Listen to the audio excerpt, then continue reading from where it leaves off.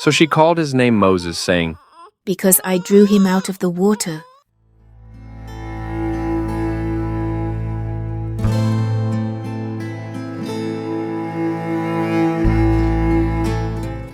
Many years ago in the land of Egypt, the children of Israel were fruitful and increased abundantly, multiplied and grew exceedingly mighty, and the land was filled with them.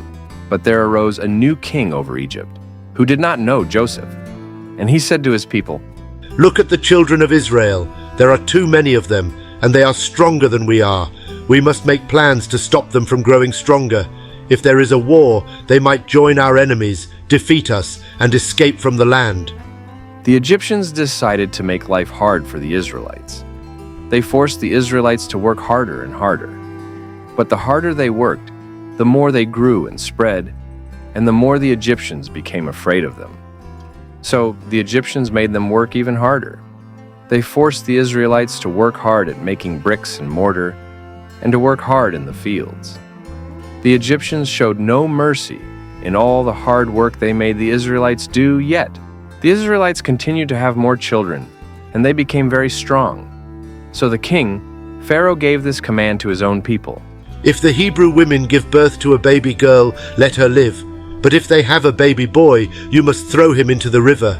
During this time, there was a man named Amram from the family of Levi, who decided to marry a woman named Jochebed from the tribe of Levi. She became pregnant and gave birth to a baby boy. The mother saw how beautiful the baby was and hid him for 3 months. After 3 months, she made a basket and covered it with tar so that it would float.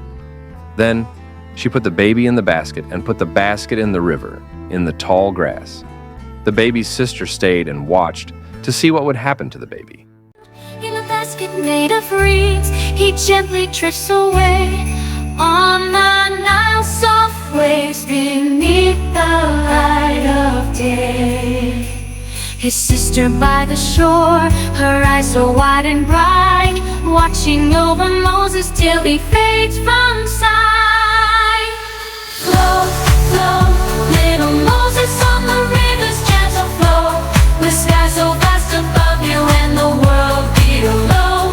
Flow, little Moses, why your sister keeps you near. In the cradle of the Nile, you'll have nothing to fear. Among the rushes tall, where the waters softly gleam, the river hums a lullaby, as if in a dream.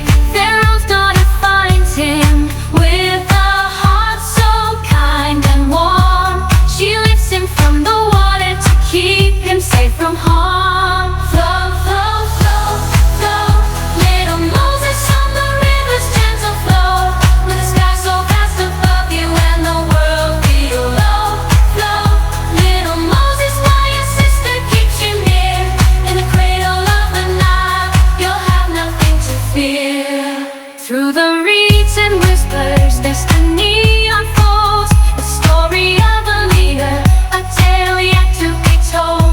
With his sister's loving gaze and a heart so pure and true, the river song will guide you to the dreams that you pursue.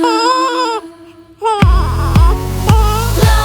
flow, little Moses, why your sister keeps you near. In the cradle of the Nile, you'll have nothing to fear. Then the daughter of Pharaoh came down to bathe at the river, and her maidens walked along the riverside. And when she saw the basket among the reeds, she sent her maid to get it. And she saw the child in it, and behold, the baby wept. So she had compassion on him and said, This is one of the Hebrews' children. Then his sister said to Pharaoh's daughter, Shall I go and call a nurse for you from the Hebrew women, so that she may nurse the child for you? And Pharaoh's daughter said to her, Go. So the maiden went and called the child's mother. Then Pharaoh's daughter said to her, Take this child away and nurse him for me, and I will give you your wages. So the woman took the child and nursed him. And the child grew, and she brought him to Pharaoh's daughter, and he became her son. So she called his name Moses, saying, Because I drew him out of the water. As Moses grew, he could not ignore the suffering of his people. One day, witnessing an Egyptian beating a Hebrew man, he acted in a fit of rage and slayed the Egyptian. The next day, Moses saw two Hebrew men fighting each other. He saw that one man was wrong and said to him, "Why are you hurting your neighbor?" The man answered, "Did anyone say you could be our ruler and judge? Tell me, will you kill me as you killed the Egyptian yesterday?" Fearing for his life, Moses fled to the desert of Midian, where he lived in exile as a shepherd. There he married Zipporah, the daughter of a priest, and bore a son named Gershom. A long time passed, and the king of Egypt died. But the Israelites were still forced to work very hard. They cried for help, and God heard them. God heard their painful cries and remembered the covenant he made with Abraham, Isaac, and Jacob. God saw the troubles of the Israelites, and he knew that he would soon help them. One day Moses was tending the flock of Jethro, his father-in-law, the priest of Midian. And he led the flock to the back of the desert and came to Horeb, the mountain of God. He saw a bush that was burning without being consumed by the flames. So he decided to go closer to the bush and see how a bush could continue burning without being burned up. So when the Lord saw that he turned aside to look, God called to him from the midst of the bush and said, "Moses, Moses." And he said, "Here I am." Then he said, "Do not draw near this place. Take your sandals off your feet, for the place where you stand is holy ground. I am the God of your father, the God of Abraham, the God of Isaac, and the God of Jacob." And Moses hid his face, for he was afraid to look upon God. And the Lord said, "I have surely seen the oppression of my people who are in Egypt, and have heard their cry because of their taskmasters, for I know their sorrows. So I have come down to deliver them out of the hand of the Egyptians, and to bring them up from that land to a good and large land, to a land flowing with milk and honey, to the place of the Canaanites and the Hittites and the Amorites and the Perizzites and the Hivites and the Jebusites. Now therefore, behold, the cry of the children of Israel has come to me, and I have also seen the oppression with which the Egyptians oppress them. Come now therefore, and I will send you to Pharaoh, that you may bring my people, the children of Israel, out of Egypt." But Moses said to God, "Who am I that I should go to Pharaoh, and that I should bring the children of Israel out of Egypt?" So he said, "I will certainly be with you, and this shall be a sign to you that I have sent you. When you have brought the people out of Egypt, you shall serve God on this mountain." Then Moses said to God, "Indeed, when I come to the children of Israel and say to them, 'The God of your fathers has sent me to you,' and they say to me, 'What is his name?' what shall I say to them?" And God said to Moses, "I am who I am. Thus you shall say to the children of Israel, 'I am has sent me to you.'" Then Moses answered and said, "But suppose they will not believe me, or listen to my voice. Suppose they say, 'The Lord has not appeared to you.'" So the Lord said to him, "What is that in your hand? "A rod." Cast it on the ground." So he cast it on the ground, and it became a serpent, and Moses fled from it. Then the Lord said to Moses, "Reach out your hand and take it by the tail, that they may believe that the Lord God of their fathers, the God of Abraham, the God of Isaac, and the God of Jacob, has appeared to you." The Lord also instructed Moses to place his hand in his cloak, and when he withdrew it, it was leprous. After placing it back and withdrawing it again, his hand was miraculously restored. Moses expressed his reluctance to lead by highlighting his lack of eloquence. But God reassured him, stating that he would be with Moses and teach him what to say. When Moses still hesitated, God's anger kindled, and he appointed Aaron, Moses' brother, to speak on his behalf while instructing Moses to perform signs with the rod. After this encounter, Moses took his wife and his sons and set them on a donkey, and he returned to the land of Egypt. Moses and Aaron, with a heart full of faith and obedience, approached Pharaoh with a bold request from the Lord. "Let my people go, so they may hold a feast in the wilderness." But Pharaoh said, "Who is the Lord that I should obey his voice to let Israel go? I do not know the Lord, nor will I let Israel go." Undeterred, Moses and Aaron pleaded again, emphasizing the need to sacrifice to the Lord lest he strike them with plagues or the sword. But Pharaoh's heart hardened further. He accused the Hebrew slaves of laziness and ordered the taskmasters to no longer supply straw for brickmaking, yet demand the same quota of bricks. This harsh decree burdened the Hebrews, who now had to gather their own straw without any reduction in their workload. Pharaoh continued to harden his heart and refused to let the children of Israel go. Moses and Aaron, following God's command, demonstrated a miracle by turning Aaron's rod into a serpent before Pharaoh, whose magicians replicated the feat. But Aaron's rod swallowed their rods.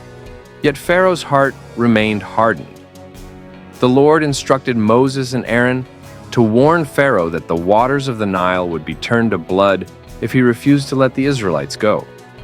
And when Pharaoh remained unyielding, Aaron struck the river with his rod, turning all the waters of Egypt to blood, killing the fish, and making the water undrinkable. Despite the magicians replicating this sign, Pharaoh's heart remained hardened, and the Egyptians were forced to dig for water elsewhere. This was the first of 10 plagues that the Egyptians would face. God sent a plague of frogs that infested all of Egypt. But after Pharaoh begged Moses to intercede, and the frogs were removed, Pharaoh hardened his heart again and refused to release the Israelites. Then Aaron struck the dust with his rod. It turned into lice infesting all of Egypt. And although Pharaoh's magicians acknowledged this as the work of God, Pharaoh's heart remained hardened and he refused to listen. So God sent swarms of flies that filled Egypt except for Goshen, prompting Pharaoh to relent temporarily and request Moses' intercession. But once the flies were removed, Pharaoh hardened his heart and refused to release the Israelites. So God sent a severe pestilence that killed all the livestock of Egypt, but spared the livestock of the Israelites. Yet Pharaoh's heart remained hardened, and he still refused to release the Israelites. Then Moses and Aaron scattered ashes as God had commanded, causing painful boils on all Egyptians and their animals. But despite the suffering, Pharaoh's heart remained hardened, and he refused to listen. God sent a devastating hailstorm, which struck Egypt except for Goshen, leading Pharaoh to confess his sin and promise to release the Israelites. But once the storm ceased, he and his servants hardened their hearts and refused to let them go. Then God sent a devastating plague of locusts to cover Egypt, consuming all remaining crops and causing Pharaoh to briefly repent and request relief. But after the locusts were removed, Pharaoh's heart was hardened again, and he refused to let the Israelites go. God sent a palpable darkness over Egypt for 3 days, leading Pharaoh to offer a compromise on the Israelites' departure. But Moses refused the offer, insisting on taking all their livestock, and Pharaoh's heart remained hardened, resulting in a final confrontation where he threatened Moses with death if he returned. Then the Lord said to Moses, I will bring one more plague on Pharaoh and on Egypt. Afterward, he will let you go from here. When he lets you go, he will surely drive you out of here altogether. God instructed Moses and Aaron to prepare for the Passover by having each household sacrifice a blemish-free lamb, spread its blood on their doorposts, and eat the lamb with unleavened bread and bitter herbs, all while being dressed and ready to leave in haste. This act would mark the Israelites' homes so that God would pass over them during the plague of the firstborn, leading to their deliverance from Egypt. And the event was to be commemorated annually as the Feast of Unleavened Bread.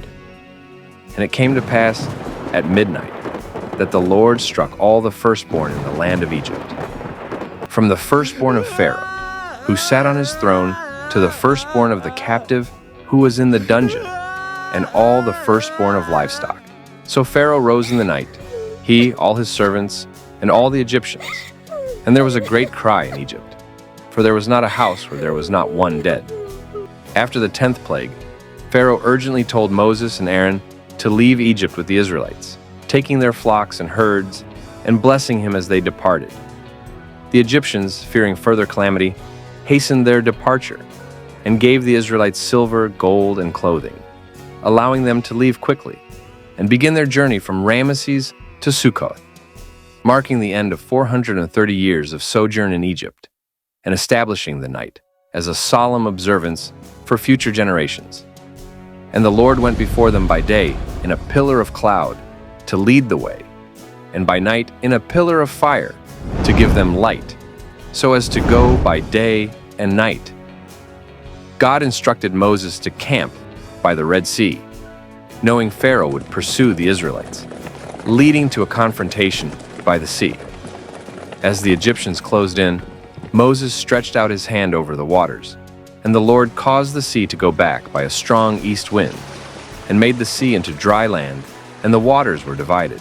So the children of Israel went into the midst of the sea on the dry ground, and the waters were a wall to them on their right hand and on their left. And the Egyptians pursued and went after them into the midst of the sea, all Pharaoh's horses, his chariots, and his horsemen. The pursuing Egyptians were drowned when Moses stretched out his hand over the sea, and the waters returned to full depth. The Israelites witnessed the destruction of the Egyptian army, and were filled with awe and belief in the Lord and his servant Moses. As they rejoiced, they couldn't help but wonder what new challenges and divine wonders awaited them in the vast wilderness ahead. The journey to the land flowing with milk and honey had only just begun.